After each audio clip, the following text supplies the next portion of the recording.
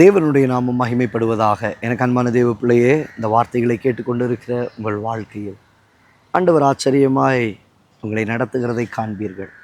அப்போஸ்தலர் நடபடிகளில் 4ஆம் அதிகாரம் 14வது வசனத்தில் வாசிக்கிறோம்.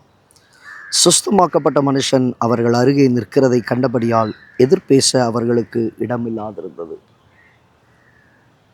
தேவ பிள்ளையே, இன்றைக்கு அநேகர் கர்த்தருக்குள்ளாக இருக்கிறதை பார்த்து நம்மிடத்தில் எதிர்பேசுகிறவர்கள் அநேகர் உண்டு.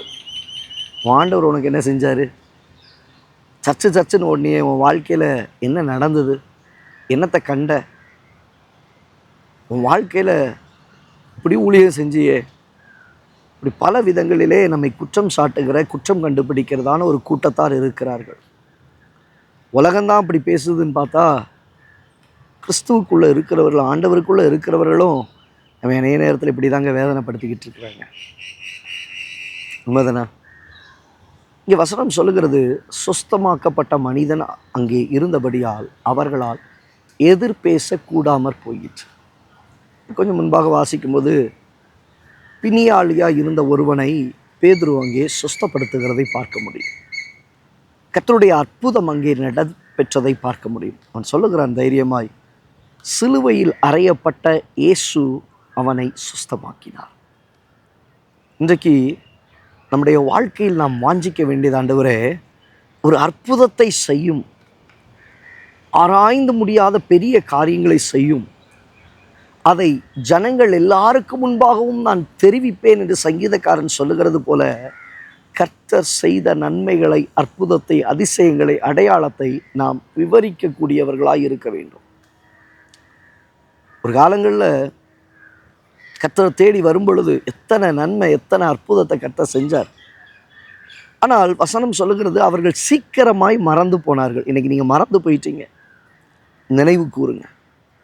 Revive in your spirit. உங்கள் ஆவியில் உயிரடைய ஆரம்பிங்க. கர்த்தர் செய்த அற்புதத்தையும் அதிசயத்தையும் சொல்ல ஆரம்பிங்க. ஒருவராலும் எதிர்பேசக்கூடாமற் போகும்.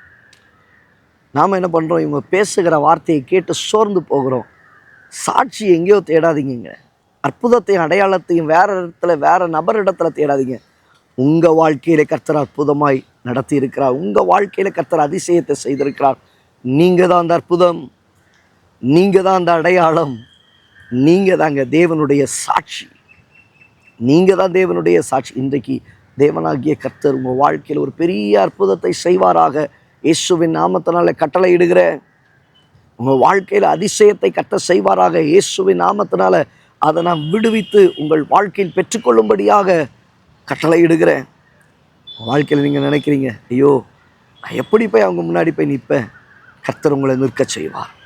அதிசயத்தையும் அற்புதத்தையும் செய்ய வைத்து உங்களை அடையாளமாக, சாட்சிகளாக கர்த்தர் நிற்க வைப்பார். வசனம் சொல்லுகிறது, நீங்களும் கர்த்தர் கொடுத்த பிள்ளைகளும் எருசலேமிலே அற்புதங்களாகவும் அடையாளங்களாகவும் கர்த்தர் நிற்க செய்வார்ல. அப்படி நிற்க வைக்கும்போது ஒருவராலும் எதிர்த்து பேசக்கூடாது. அவர்களும் ஆண்டவருக்குள்ளவர், அவர்களும் கர்த்தரை தேட, உங்கள் மூலமாய் கர்த்தருடைய அன்பை ருசி பார்க்க கர்த்தர் உதவி செய்வார். கண்களை மூடி ஜெபிக்கலாமா? நல்ல தகப்பனே, இந்த வார்த்தைகளை கேட்ட உடைய பிள்ளைகளுடைய வாழ்க்கையில், ஐயோ என் வாழ்க்கையில் ஒன்றும் நடைபெறவில்லையே, நான் கூனி குறுகி போய் நிற்கிறேனே என்கிற எண்ணங்கள், அப்பா கர்த்தர் நீர் அவர்கள் வாழ்க்கையில் செய்த நன்மைகளை அவர்கள் எண்ணி பார்க்கட்டும். அவருடைய வாழ்க்கையில் செய்த அதிசயங்களை அவர்கள் எண்ணி பார்க்கட்டும். கர்த்தரால் அவர்கள் சாட்சியாய் நிற்க, அது நிமித்தமாய் ஒருவரும் எதிர்பேசக்கூடாது இருக்க அவர்களை பயன்படுத்தும் ஆசீர்வதியும் இயேசுவின் நாமத்தில் பிதாவே. அந்த பிள்ளையே, கர்த்தர் உங்களை அதிசயமாய் எடுத்து நிறுத்துவார். அற்புதங்களாக, அடையாளங்களாக உங்களையும், உங்களுடைய குடும்பங்களையும், உங்களுடைய பிள்ளைகளையும் கர்த்தர் நிறுத்தும் பொழுது ஒருவரும் எதிர்பேசக்கூடாமல் கர்த்தர் உங்களை சாட்சியாய் கொண்டு போகிறதை நீங்கள் பார்ப்பீர்கள். கர்த்தர் உங்களை சாட்சியாய் நிறுத்துவார். நீங்கள் சாட்சியாக நிற்கணும். நீங்கள் சாட்சியாக நிற்கணும். கர்த்தருக்காக எழும்புங்க. God bless you. God bless you.